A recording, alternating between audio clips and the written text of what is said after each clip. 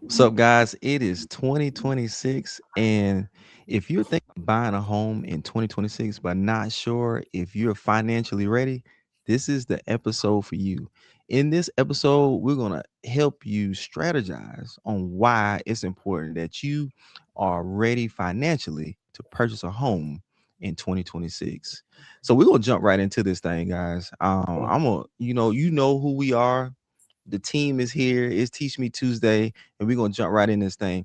Guys, I'm gonna ask you a question. I get this question a lot with buyers, and they always, come into situations where they see the house they want to Mhm. buy it. But I want to ask you this: why should buyers start preparing now instead of waiting to buy a home? Oh, that's such a good question. Such a good question. Typically, I would say people need to definitely start preparing now, is because and during the mortgage process, we don't just look at their current income, their current situation. A lot of time we're asking for previous records.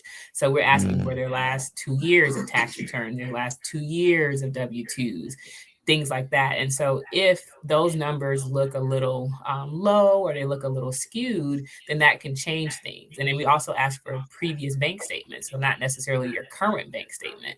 And so if that information wasn't, kind of set up properly, you put a bunch of cash in the account or you took a side job or something like that, then that can impact some things. And so Mhm. kind of knowing that ahead of time is a game changer because it kind of really helps you to prepare for what's to come. Yeah, I mean, cool. I agree. I think it's just the more you prepare in advance, the better you're gonna come away with better rate opportunities. For when you're ready to buy, or possibly lower payments, and then even lower stress throughout the process. Because if you're not preparing yourself when it comes down to when you're ready, it's gonna feel like it's a lot. It's gonna feel like because you haven't done anything. So now you're having to do everything all at once, which can be a process for some. Little feedback there. Make sure it was me and that. I think I'm all right. But yeah, but I think it's just always best to start early. Okay, I cool. So I'm gonna tell you this, man. I ran into a situation recently, and do y'all hear echo, or is this, Yeah, Yeah, I yeah. or still y'all hear good? echo and it's a little Got a little feedback on robot. your Got a little robot going on. A little AI jumping in there on you, Wilmot. Uh oh. Oh man, I'm sorry for the technical difficulty. But y'all still hear it? end. Hmm.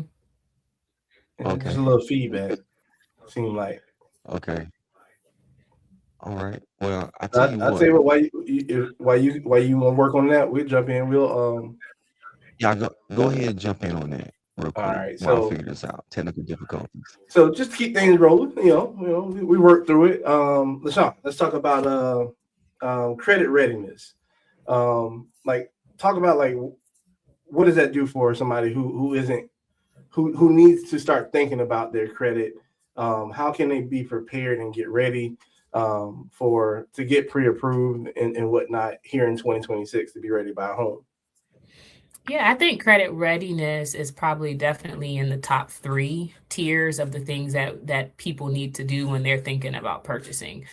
Because what that credit score does is kind of like a compass. It kind of guides and dictates what type of loan program we can do, what type of interest rate a person can get, and so forth.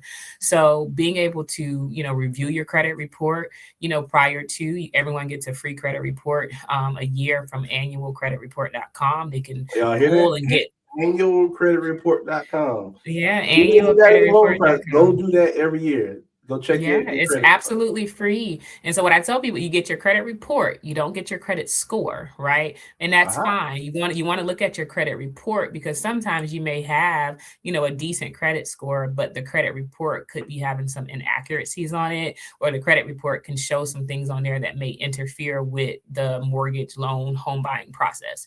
So making sure you take a look at that, paying your bills on time, that's simple to me 101.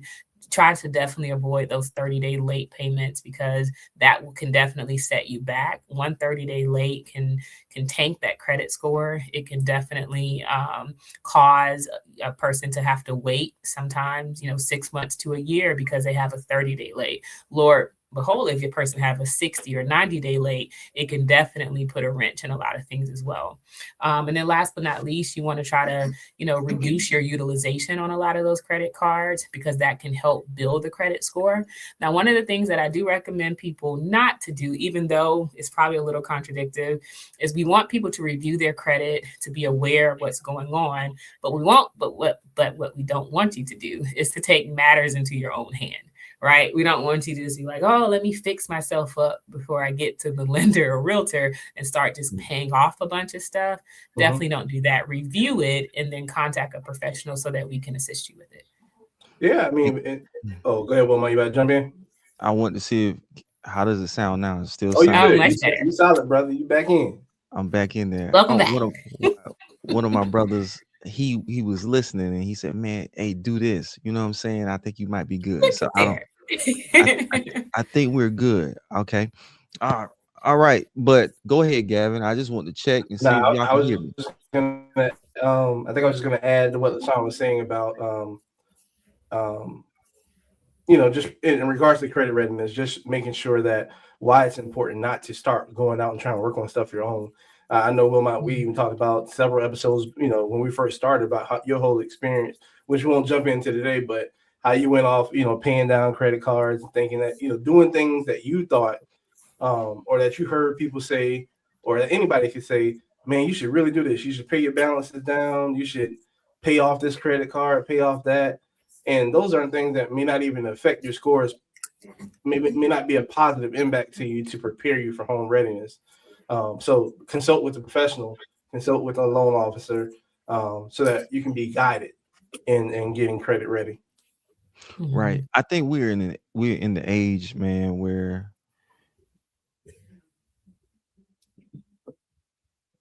we want to go to AI. You know what I'm saying? And guys, guess what? AI ain't correct on everything. You know what I'm saying? So No. I would rather you go to a professional to get, because AI is not going to give you the loan. Okay. AI is not going to give you the loan. Can I So tell you, I had an experience like that with someone gonna literally tell me, Chat GPT told me that this is how y'all going to approve me. And I said, I said, yeah, what? so we about to go a whole tangent on this I because know. because Chat GPT telling them how to make offers too. You know what I'm saying, on houses. So Oh, I, wow. s- I said, well, tell Chat to sell your house too. You know what I'm saying? So but I just think I think we have to really understand like how to utilize that tool because it's a Mhm. great tool. Don't get me wrong. It It is. is amazing. It is awesome, but it can't tell you everything. Okay. It's No. not Right. it hasn't been in the trenches. You know what I'm saying? Like we we've been there. We've done some Right. things.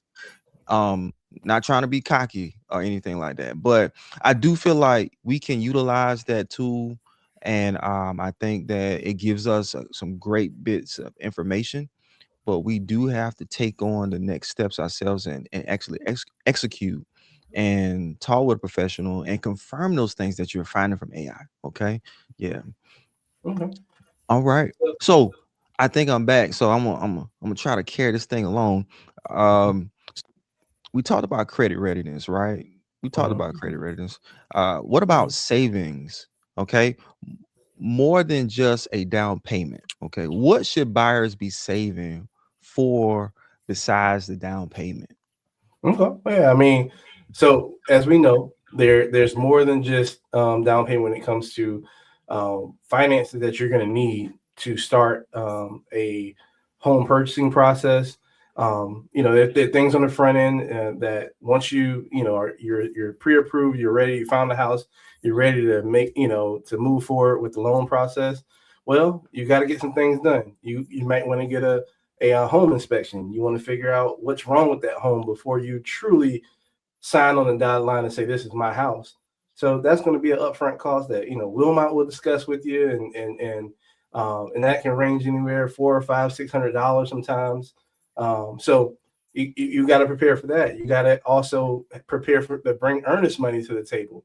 That's a good faith to show that, hey, along with my pre-approval and the offer that I'm making on your home, bam, here's the earnest money that helps me secure your home. Say, hey, I want to buy it, take your house off the market because I'm going to be the one that's going to own this home next.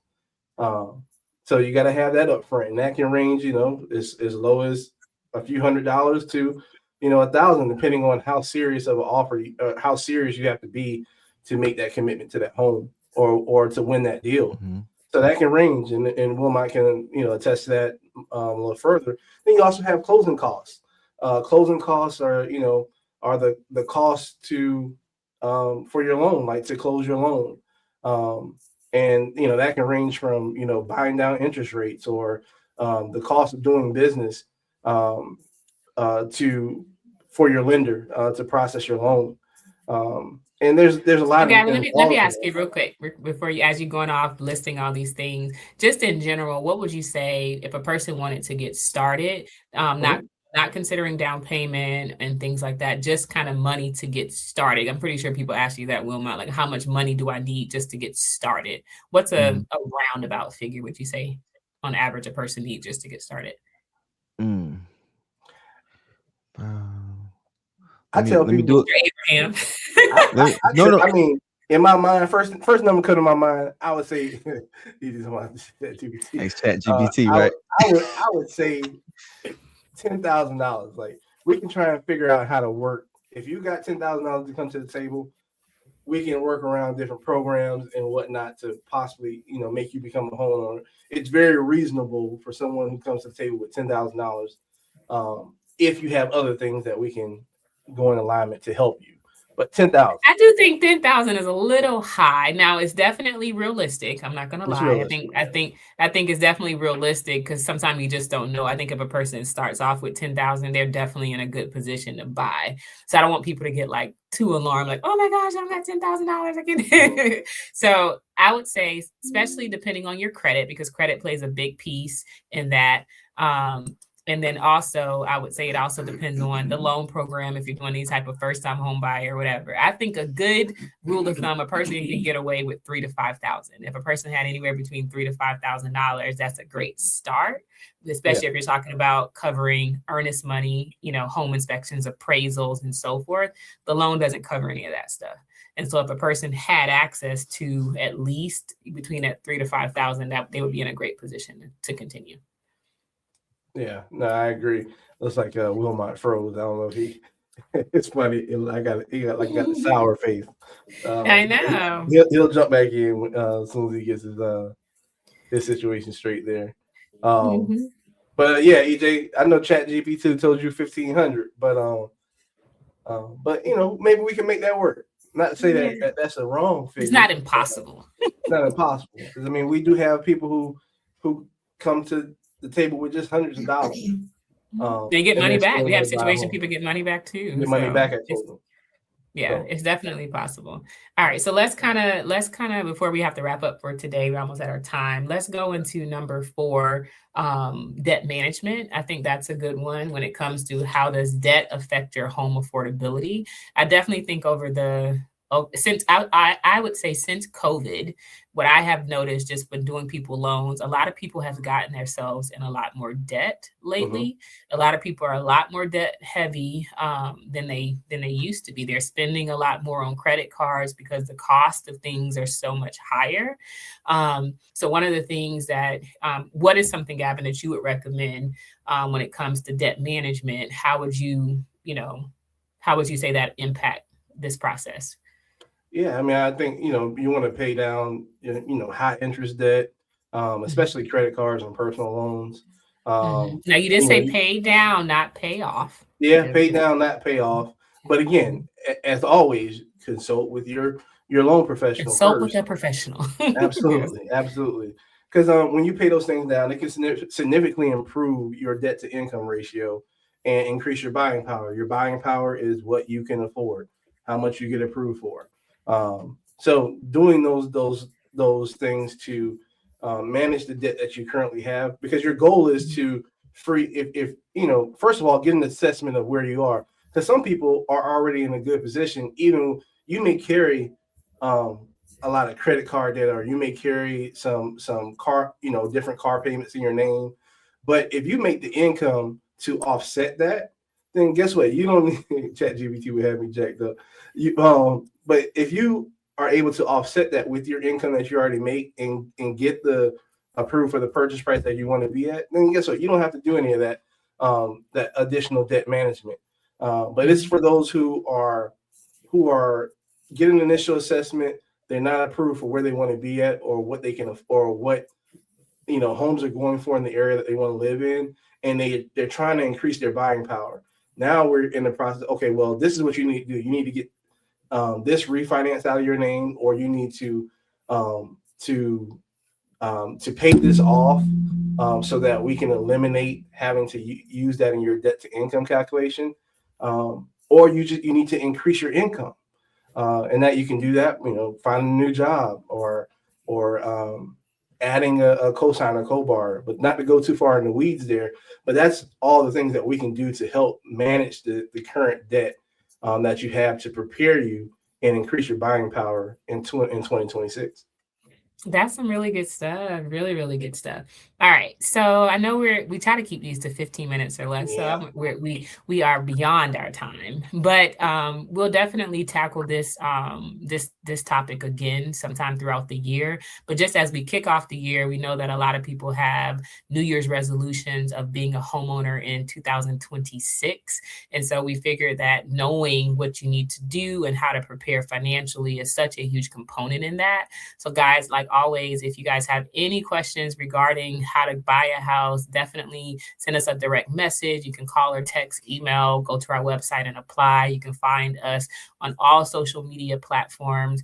And we'll definitely be back next week with another topic for you guys. So have a great day. Bye. Yep.